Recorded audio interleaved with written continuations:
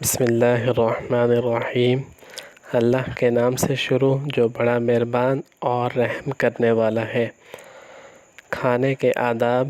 حضرت عمر ابن ابی سلمہ فرماتے ہیں کہ میں بچہ تھا، رسول اللہ صلی اللہ علیہ وسلم کی پرورش میں تھا اور میرا ہاتھ پیالے میں گھومتا تھا تو مجھ سے رسول اللہ صلی اللہ علیہ وسلم نے فرمایا، اللہ کا نام لو اور اپنے دائیں ہاتھ سے کھاؤ اور اپنے سامنے سے کھاؤ۔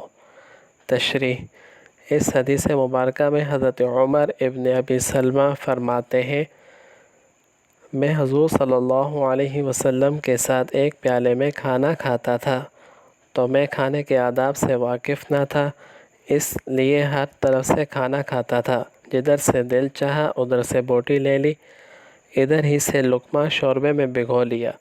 آپ صلی اللہ علیہ وسلم نے فرمایا، بسم اللہ پڑھ کر کھانا شروع کرو، دائیں ہاتھ سے کھاؤ اور اپنے سامنے سے کھاؤ، ہر طرف سے نہ کھاؤ۔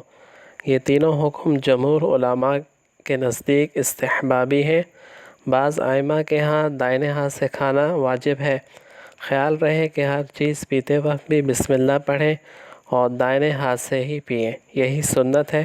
یہ تینوں امور سنت علی العین ہے، یعنی اگر جماعت میں سے صرف ایک آدمی کر لے تو کافی نہیں، ہر شخص دائیں ہاتھ سے کھائے، ہر شخص پڑھے، ہر شخص اپنے سامنے سے کھائے۔ اگر اکیلا بھی کھائے تب بھی اپنے سامنے سے کھائے۔